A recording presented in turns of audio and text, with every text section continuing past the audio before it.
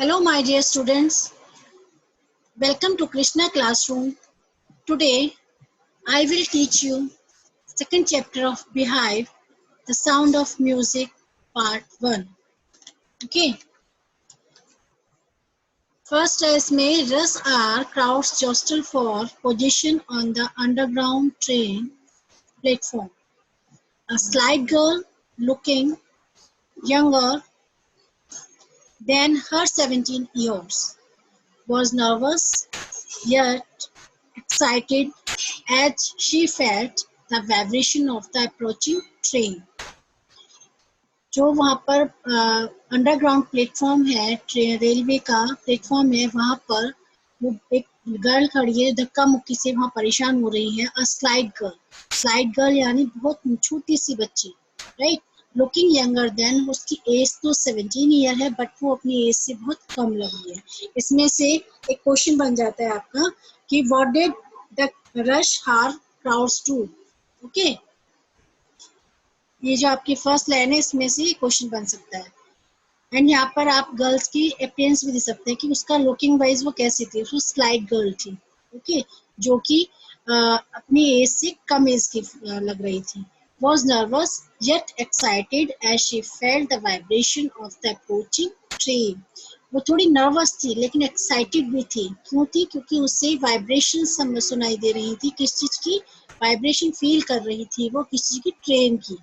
Okay, it was her first day at the prestigious Royal Academy of Music in London and daunting enough for any teenager fresh from a Scottish farm. ये first day था किसका? उस girl का first day था Prestige royal Academy of music जो London में है, उसमें उस गर्ल का जो स्कॉटलैंड फॉर्म से आई थी यहाँ पर फर्स्ट डे था. ठीक है. But the aspiring musician faced a bigger challenge than most. She was profoundly deaf. लेकिन जो वहाँ पर म्यूजिशियन थे, एक्सपर्ट म्यूजिशियन थे, एस्पायरिंग म्यूजिशियन थे, उनके लिए वहाँ पर एक बड़ा चैलेंज उनके सामने आया. उन्होंने एक बहुत बड़ा चैलेंज फेस किया. क्या फेस किया? शी वाज प्रोफाउंडली डीफ, कि वो पूर्ण रूप से कैसी थी? डीफ थी, बहरी थी. ओके.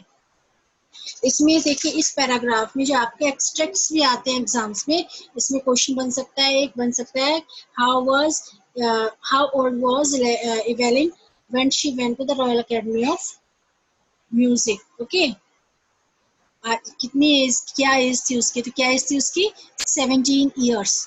ओके. एंड इसमें ये भी आ सकता है कि what were Evelyn feeling in underground train platform. उसको कैसा फील कर रही थी वहां पर? उसको वाइब्रेशन फील हो रही थी, मैंने अभी आपको बताया था. इसमें एक क्वेश्चन ये भी आपका इसमें आ सकता है. और वो कैसा फील कर रही थी? नर्वस फील कर रही थी अपने आप को. ये भी आ सकता है इसमें कि how could she, what were Evelyn feeling the underground train platform. Okay. And एक ये भी आ सकता है how could she know about the approaching train. ठीक है, कि उसको क्या ट्रेन का क्या चीज फील हो रही थी? वाइब्रेशन फील हो रही थी. अंडरस्टूड. ये आपका फर्स्ट पैरा हो गया. सेकेंड पैरा में Evelyn Glennie's loss of hearing had been gradual. Evelyn Glennie जो थी, उसका नाम क्या था बच्ची का? Evelyn Glennie. वो अपनी हियरिंग पावर को ग्रेजुअल होता है धीरे धीरे लॉस कर रही थी. Her mother remembers noticing something was wrong when the 8-year-old Evelyn was waiting to play the piano. उसकी मदर ने याद किया, नोटिस किया था. कब किया था? कि कुछ गलत हो रहा है. जब वो 8 ईयर की थी, 8 ईयर की थी इवेलिन, तब उन्होंने नोटिस किया था इस चीज को. क्योंकि जब वो पियानो प्ले करने के लिए वेट कर रही थी कि उसका टर्न आएगा, दे कॉल्ड हर नेम, उसका नाम पुकारा गया. But and she did not move, but उसका कोई भी मूवमेंट वहां पर नहीं था. उसने वो सुना ही नहीं. I suddenly realise she did had not heard, says Isabel Glennie. Isabel Glennie कौन है? उनकी मदर. ओके. उन्होंने कहा कि मैंने अचानक तब रियलाइज किया कि उसको कुछ प्रॉब्लम है कि वो सुन नहीं सकती है. For a quite a while Evelyn managed to conceal her growing deafness from teachers and friends. Okay, तो वो क्या कहते हैं, वो कहते हैं कि जब उसको पता चला, उस गर्ल को पता चला कि भाई मेरे को प्रॉब्लम है, हो रही है ये चीज, तो उसने ये चीज क्या किया, उसने कंसील करनी चाहिए, कंसील यानी हाइड करनी चाहिए, किससे, अपने फ्रेंड्स और अपने टीचर्स से उस चीज को हाइड करना चाहा। Okay, but by the time she was 11 her marks and had deteriorated and her headmistress urged her parents to take her to a, कहती है कि जब उसके पेरेंट, जब उसके जो मार्क्स थे वो कम होने लगे तो उसने, उसकी मदर ने उसको, उसकी मदर, हेडमिस्ट्रेस ने उसकी मदर को, उसके पेरेंट्स को रिक्वेस्ट किया कि आप किसी स्पेशलिस्ट को इसको दिखाएं। It was then discovered that her hearing was severely impaired as a result of visual damage. Okay, वो कहते हैं कि जब उन्होंने स्पेशलिस्ट को दिखाया तो वहाँ पे डिस्कवर्ड हुआ उसका कि जो उसकी हियरिंग पावर है वो धीरे धीरे क्या हो रही है, उसका जो हियरिंग पावर है वो धीरे धीरे, उसकी नर्वस सिस्टम होती है जो हम लोगों के बॉडी में, वो डैमेज होती जा रही है, जिससे कि उसकी हियरिंग पावर लॉस होती जा रही है। They were advised that she should be fitted with hearing aids and sent to a school for the deaf. Okay, वो उसको एडवाइस देते हैं कि आप इसको लगा दो, क्या इसको यूज क्या कराओ, जो डेफ एड्स होते हैं, जो सुनने की जो मशीनें होती हैं, आप उसको वो यूज कराओ, जिस, और उसका एडमिशन भी कहाँ कराओ, डेफ स्कूल में, जहाँ डेफ विद्यार्थी आते हैं वहां पर आप उसका एडमिशन कराओ। Everything suddenly looked black, says Evelyn. Evelyn कहती है कि ऐसा लगा कि चारों तरफ अंधेरा फैल गया है। कैसा फील हुआ उसको, कि उसको फील हुआ कि चारों तरफ अंधेरा फैल गया। देखिए इसमें भी क्वेश्चंस बन सकते हैं हम लोग, जो मैंने जितने पहले आपको बताए हैं इनमें काफी सारे क्वेश्चंस बन सकते हैं हमारे, कि डिड, जैसे कि उसमें बताया कि उसकी सडनली उसकी हियरिंग पावर लॉस हुई थी या नहीं, तो उसमें नो का आंसर आएगा। जैसे did Evelyn Glennie's loss of hearing occur all of a sudden, अचानक से गायब हुई थी, नहीं, अचानक से खत्म नहीं हुई थी, वो कैसे ग्रेजुअली उसकी हियरिंग पावर लॉस हुई थी। या फिर एक क्वेश्चन ये भी रहते हैं, how old was she when her mother realised her deafness, deafness की क्या एज थी, उसकी क्या एज बताई थी मैंने आपको, 8 ईयर ओल्ड थी वो, राइट। एंड इसमें एक क्वेश्चन ये भी आ सकता है कि how did her mother realise that Evelyn did not hear her name. Okay, कि जब उसने when her friends called her name she did not move, जब उसने पियानो बजाने के लिए वो वेट कर रही थी, जब उसको कॉल किया गया तो वो उसको, उसका रिप्लाई उसने नहीं किया, उसमें कोई भी मूवमेंट नहीं हुआ, राइट। ये क्वेश्चन इसमें बन सकते हैं। इसमें एक क्वेश्चन ये भी बन सकता है, वो हाइड क्यों कर रही थी अपनी चीजों को, अगर उसको कोई प्रॉब्लम थी हाइड क्यों कर रही थी, उसके हेडमिस्ट्रेस ने क्या अर्ज किया पेरेंट्स को उसके, राइट, और उसका एज क्या था जब उसके लिए बहुत वर्स कंडीशन आ गई थी, अंडरस्टूड ना। इन चीज, इसमें हर उसमें आपके क्वेश्चंस बन रहे हैं, इसलिए आप ध्यान से सुनिए, right. But Evelyn was not going to give up, लेकिन एवेलिन जो थी वो गिव अप करना नहीं चाहती थी। She was determined to lead a normal life and pursue her interest in music. वो अपनी लाइफ, वो क्या करना, गिव अप नहीं करना चाह रही थी। क्यों नहीं गिव अप करना चाह रही थी वो, कि वो अपनी लाइफ को डिटरमाइंड करती थी, उसके जो नॉर्मल लाइफ, जो और लोगों की तरह नॉर्मल लाइफ सब लोग जीते हैं, वो उसको ही जीना चाहती थी। और अपने जो उसका इंटरेस्ट था म्यूजिक में, उसने उसको बढ़ाने के लिए अपने संकल्प किया, डिटरमाइंड हो गई वो अपने अपने एम को लेकर। उसका एम क्या था, इंटरेस्ट इन म्यूजिक, को म्यूजिक में इंटरेस्ट था, तो उसने उसके लिए डिटरमाइंड हो गई, वो हारने वाली लड़की नहीं थी। One day she noticed a girl playing a xylophone and decided that she wanted to play it too. एक दिन उसने क्या नोटिस किया कि एक गर्ल है जो जाइलोफोन प्ले कर रही है, उसने उसको देखकर उसने निश्चय किया, उसने डिसाइड किया कि वो भी क्या करेगी, प्ले करेगी, किसको, जाइलोफोन को। Most of the teacher discouraged her but percussionist Ron Forbes spotted her potential. वहां पर सभी टीचर्स से सबने उसको डिस्करेज किया, पर एक परक्यूशनिस्ट होते हैं, ढोल बजाते हैं, राइट, वो एक टीचर था रॉन फॉब्स, उसने उसके पोटेंशियल को, उसके काम करने की इच्छा को ठीक है ना। उसने उसको पोटेंशियल को यानी उसकी योग्यता को, एबिलिटी को उसने परखा, उसने उसको जाना और उसको फोर्स किया आगे काम करने के लिए। He began by turning two large drum to different notes, और वह क्या करता था, ही बिगेन बाय टर्निंग, वो टू बड़े ड्रम डिफरेंट नोट्स में बताया जाता था। Don't listen through your ears, वो कहता था कि इसको अपने कान से मत सुनो। he would say, उसने कहा कि आप इसको अपने कान से, try to sense it some other way, says 11 ने कहा कि उसने कहा कोशिश करो आप अपने अदर सेंसेस को इम्प्रूव करना, जिससे कि आप उसको फील कर सको। सडनली आई रियलाइज्ड, सडनली उसने, किसने कहा, जो रॉन फॉक्स था, उसने कहा कि तुम इनको अपने कान से मत सुनो, इसको फील करो, अपने किसी और सेंस को इम्प्रूव करो और उससे उसको फील करो। It says Evelyn, suddenly I realized I could feel the higher drum from the waist up and the lower one from the waist down. इवेलिन ने कहा कि अचानक से मुझे रियलाइज हुआ, मैंने फील किया कि जो बड़ा ड्रम था, जो उसकी जो हाई साउंड था, वो मेरे को अपनी वेस्ट से अपने, और जो डाउन, जो लोअर साउंड था, वो मुझको अपने वेस्ट डाउन में फील हो रहा था।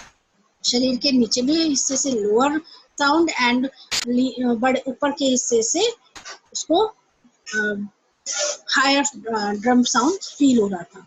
फॉक्स रिपीटेड हर एक्सरसाइज, फॉक्स ने कहा रिपीट अपनी एक्सरसाइज बिट को, and soon Evelyn discovered that she could sense certain notes in different parts of her body. और जल्दी ही एवेलिन ने डिस्कवर कर लिया, अपने सेंसेस को इम्प्रूव कर लिया डिफरेंट पार्ट्स ऑफ बॉडी, यानी उसकी जो बॉडी थी डिफरेंट डिफरेंट पार्ट से अपने म्यूजिक को फील करती थी। I had learn to open my mind and body to sound and vibration, उसकी साउंड जो वाइब्रेशन की जो साउंड होती है वो अपनी बॉडी से फील करती थी, अपने दिमाग से फील करती थी। The rest was she determination and hard work, और ये क्या था उसका, ये उसका जो और इनसे तो वो फील करती थी, लेकिन जो और काम था वो उसका डिटर्मिनेशन और हार्ड वर्क, उसका जो दृढ़ निश्चय और उसका हार्ड वर्क। इस एम तक वो कैसे पहुंची, उसने अपनी फीलिंग्स को, अपने सेंसेस को इम्प्रूव किया, उसमें अपना डिटर्मिनेशन दिया और फिर अपने वर्क में डिटर्मिनेशन दिया, उससे उसने उसको इम्प्रूव किया। इसमें भी देखिए क्वेश्चन आंसर बन जाएंगे आपके कि why do you think Evelyn was a resort girl, right? And what made Evelyn think to play xylophone? Who noticed her potential? उसके potential को किसने notice किया? Okay, and did her teachers encourage Evelyn? क्या और सभी teachers ने उसको encourage किया? No, उसको सभी teachers ने encourage नहीं किया. Only Ron Forbes ने उसके potential को पहचाना. Okay. She never looked back from that point onwards. She toured the United Kingdom with the youth orchestra, and by the time she was 16, right ना, तो वो कहती है कि उसने कभी पीछे मुड़ के नहीं देखा फिर। She never looked back from that point onwards. उसने कहीं पीछे मुड़ के नहीं देखा। फिर वो उसने एक जो कहते हैं यूथ ऑर्केस्ट्रा थी, उसके साथ यूनाइटेड किंगडम में वहाँ पर उसने विजिट किया, और वहाँ पर वो जब कितने साल की थी, वो 16 ईयर की हुई थी। She had decided to music her life. उसने म्यूजिक को अपनी लाइफ बना लिया था। She auditioned for the Royal Academy of Music and scored one of the highest marks in the history of the Academy. उसने रॉयल एकेडमी ऑफ म्यूजिक में audition दिया और वहाँ पे उसने स्कोर किया हाईएस्ट मार्क्स जो इस एकेडमी की हिस्ट्री में थे। इतने हाईएस्ट मार्क्स किसी ने भी अभी तक नहीं प्राप्त किए थे, किसी ने भी गॉट इट नहीं किया था फर्स्ट ऑडिशन में। She gradually move from orchestra work to solo performance, और उसने धीरे धीरे और मूव किया, ऑर्केस्ट्रास को छोड़कर उसने सोलो परफॉर्मेंस देनी शुरू कर दी। ओके, सोलो परफॉर्मेंस उसने देनी शुरू कर दी। And at the end of her 3-year course she had captured most of the top awards, और 3 साल के अंदर उसने बहुत सारे अवार्ड्स कैप्चर कर लिए, यानी कि जीत लिए। ओके, इसमें भी देखिए बहुत सारे क्वेश्चन बन सकते हैं कि उसने कभी पीछे मुड़ के नहीं देखा, तो where did she go with the youth orchestra, वो कहाँ गई, and what was her age when she decided to make music her life, right. उसने कब डिसाइड किया कि मेरे को म्यूजिक को अपनी लाइफ बना लेना, किस एज में उसने डिसाइड करा, what did she audition for, उसने ऑडिशन के लिए वो कहाँ गई, राइट ना। And how did Evelyn create history at the academy, उसने एकेडमी में हिस्ट्री कैसे बनाई थी, हाईएस्ट मार्क्स उसने स्कोर किए थे, राइट, एकेडमी में। समझ में आया ना आप लोगों को? इसलिए आप लोग एक लाइन में, इसमें हर लाइन में एक नया क्वेश्चन बनता जा रहा है। And for all this, Evelyn would not accept any hint of heroic achievement. वो ये कहते हैं कि एवलिन में कोई भी एक मिनट, हाँ, वो कहती है and for all this Evelyn would not accept any hint of heroic achievement, right ना। वो कहते हैं कि जितनी भी वो कर रही थी उसके अंदर कोई अचीवमेंट वाली, हीरोइक वाली वो नहीं थी, उसके लिए उसने एक्सेप्ट नहीं किया था, उसके अंदर कोई ऐसी कहते हैं ना कि अचीवमेंट है तो उसने उसको एक्सेप्ट कर लिया, ऐसा नहीं था। वो तो एक ये उसने किस चीज से प्राप्त किया, हीरोइक अचीवमेंट नहीं था, उसने ये कैसे प्राप्त किया, if you work hard and know where you are going, यदि तुम कठिन परिश्रम करो और तुम जानते हो कि तुम्हें कहाँ जाना है, तो यू विल गेट देयर, तो तुम उसे प्राप्त कर लोगे, राइट ना। तो कहते हैं कि उसका कोई हीरोइक अचीवमेंट नहीं था, उसने कठिन परिश्रम किया और वो जानती थी कि उसका एक एम क्या है, उसने उसको फॉलो किया, then you will get there, and she got right to the top, और वो इस तरीके से टॉप पर पहुंच गई थी। The word most sought after, multi percussionist with the mastery of some thousand instrument and hectic international schedule. Okay, तो उसने कहा, उसमें था कि उसने किस चीज से करा, हार्ड वर्क से उसने उसको प्राप्त किया, और जो वो इस टॉप पर कैसे पहुंची, और उसने जो वर्ल्ड का जो सबसे टॉप मोस्ट मास्टरी थी, वो उसने कितना विविध, जो डिफरेंट वाद्य यंत्र, अलग अलग तरीके के जो म्यूजिक होता है उसमें 1000 से अधिक इंस्ट्रूमेंटल में बजाने में उसने 1000 से अधिक इंस्ट्रूमेंट बजाने सीख लिए, और उसका जो रूटीन, जो स्केड्यूल था वो इंटरनेशनल हो गया और बहुत व्यस्त हो गया, राइट। इसमें देखिए आपका, इसमें भी क्वेश्चन आपके बन सकते हैं, एवरी पैरा में से इसमें क्वेश्चन बनेंगे, आप इसको देखिए बहुत ध्यान से पढ़िए। इसमें पैरा में देखिए क्या बना बताया उन्होंने कि उसने कोई उसके अंदर हीरोइक अचीवमेंट नहीं था, उसने कठिन परिश्रम किया, उसको पता था उसका एम क्या है, तभी उसने प्राप्त किया, उसने टॉप पर वो पहुंच गई, उसने कितने 1000 इंस्ट्रूमेंट बजाने सीखे, वो एक साथ बहुत सारे इंस्ट्रूमेंट बजा लेती थी, और जो उसका स्केड्यूल था वो इंटरनेशनल लेवल का बहुत बिजी शेड्यूल, हेक्टिक होता है, बिजी, ठीक है। It is intriguing to watch Evelyn function so effortlessly without hearing. In our 2-hour discussion, she missed a word. Man with bushy beards gave me trouble. She laughed. वो कहती है Evelyn की जो hearing power की, जो उसको लगता था, जो उसको अभाव था उसके अंदर, उसको देखना, उसको कैसा लगता, बहुत रोमांचक फील होता था उसको, इनकी होता रोमांचक, यानी कि रुचिकर, ओके, रुचिकर लगता था उसको। एफर्टलेसली होता है act of doing nothing, okay, और फ्लोलेसली इसमें होता है ये आपका एफर्टलेसली होता है एक्ट ऑफ डूइंग नथिंग। वो ये कहती है कि कहता है कि हमारे जो हम लोगों ने डिस्कशन किया, कितने 2 आवर डिस्कशन किया, उस 2 आवर के डिस्कशन में उसने एक भी शब्द अनसुना नहीं होने दिया, ठीक है ना। वो हंसी, कब हंसी वो कि man with bushy beards give me trouble, जो लंबी दाढ़ी वाले पुरुष होते हैं वो मुझे कष्ट देते हैं। सुनने का अनुभव जो उसने किया कि वो होठों को ही नहीं देखना होता है। वो कहते हैं जब हम किसी चीज को सुनते हैं तो उसमें काफी, उसमें क्या आता है, इट इज, उसमें क्या होता है, it is,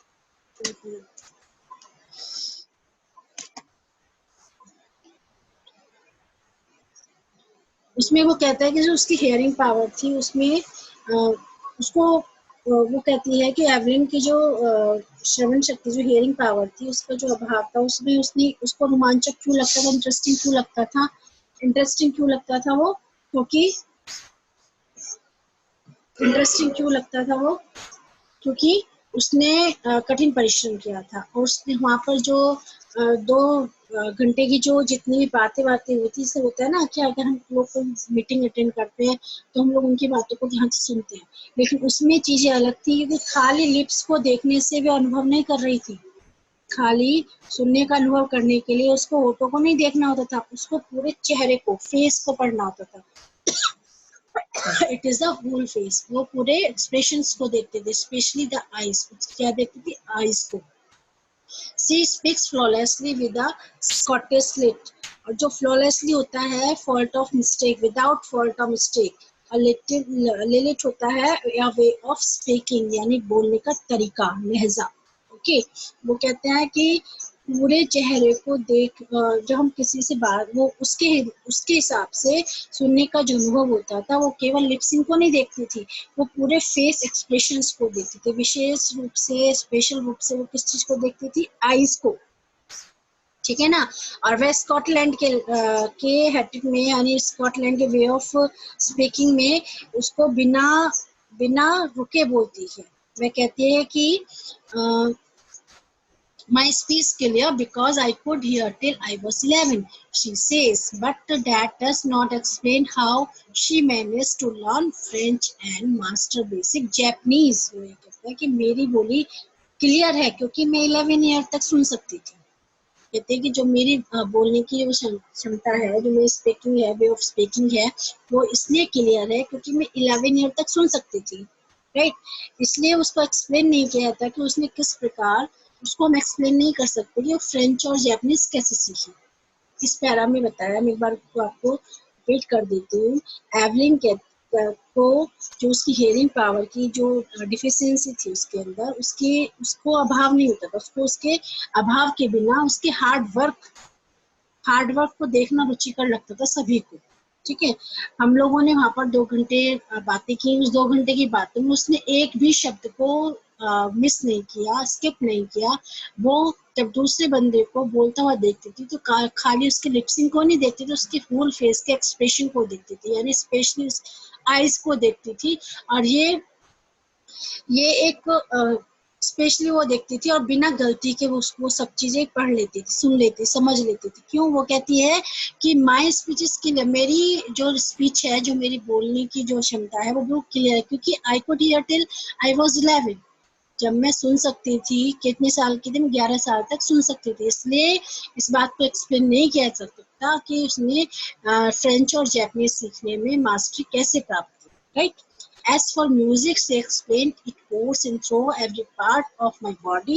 It tingles in the skin, my cheekbones and even in the hair. वो कहती है कि जहाँ तक म्यूजिक की बात है, वो मेरे शरीर के एवरी पार्ट में बहता है। जो मेरी स्किन है, उसके जो मेरी चिक्सी बोन्स हैं और मेरे जो हेयर्स हैं, उसमें जो सनसनाहट पैदा करता है, वो क्या है? म्यूजिक। जब वह जाइलोफोन बजाती हूँ, जब वह जाइलोफोन बजाती है, तो उसे उसकी आवाज की जो छड़ियां होती हैं, उसकी उंगलियों के शेष कहाँ पहुंचती हैं? उसके सिरे तक पहुंचने का आभास उसको होता है। जब वो ढोल के साथ झुककर ध्वनि बजाती है, ध्वनि निकालती है, तो वह शरीर में उसको अपने जो उसका जो बॉडी है, उसमें उसको ऐसे लगता है जैसे फील हो रहा है। She can feel the reasons flowing into her body, right ना। उसने एक्सप्लेन किया कि उसके बॉडी के हर पार्ट में म्यूजिक चलता है, म्यूजिक रहता है।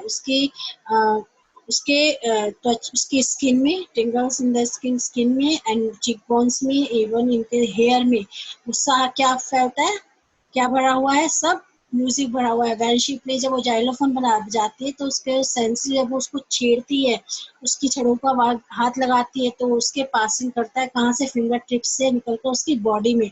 और by leaning against the drums she can feel the resonances flowing into her body.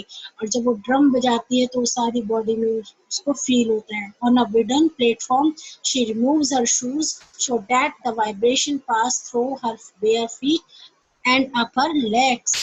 वो कहती है जब वुडन प्लेटफॉर्म पे वो जाती है तो अपने शूज रिमूव कर देती है, क्योंकि जिससे कि सारी वाइब्रेशन उसके नंगे पैरों से होती ही उसके पैरों से सारी बॉडी में उसको फील हो। नंगे पैर वुडन प्लेटफॉर्म पे जाती है, ठीक है।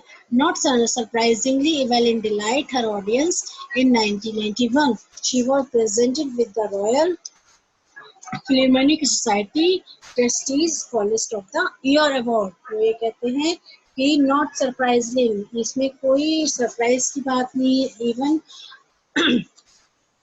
इवन जो वहाँ के ऑडियंस थी, जो श्रोता थे, वो इस चीज का आनंद लेते, डिलाइट करते थे 1991 में जब उसने फिलहार्मोनिक सोसाइटी के में उसको सम्मानित किया गया।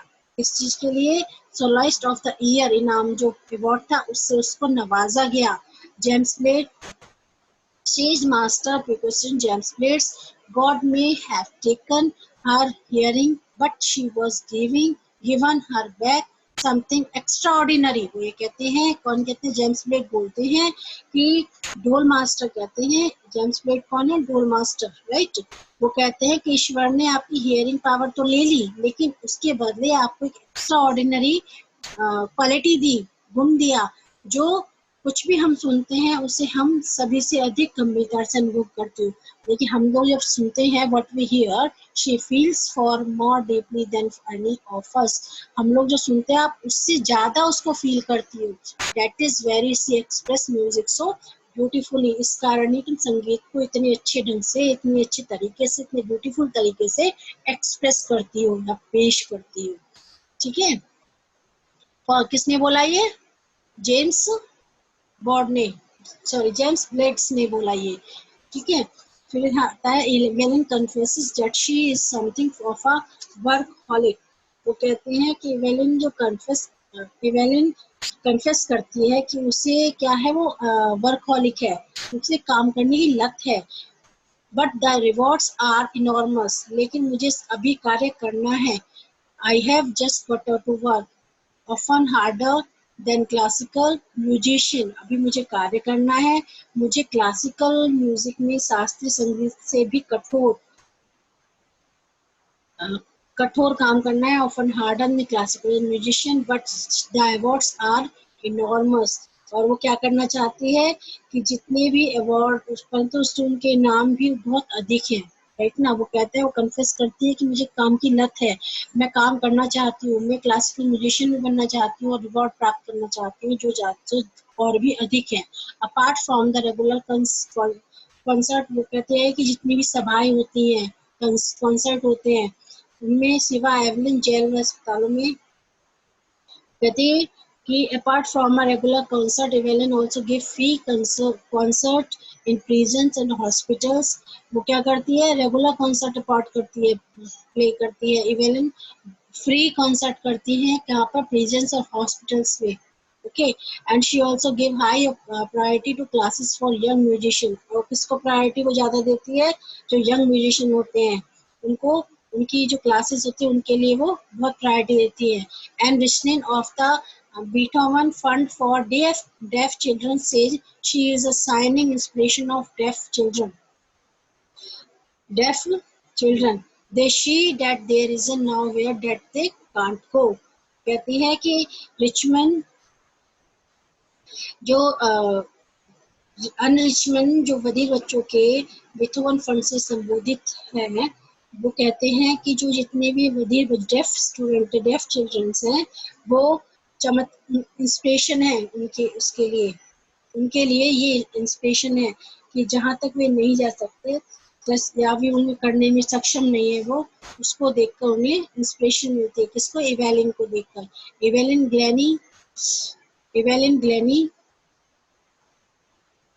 Glennie has already accomplished more than most people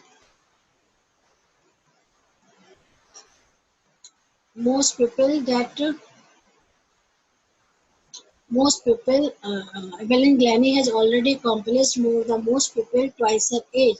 She has brought percussion to the front of the orchestra, and demonstrated that it can be very moving.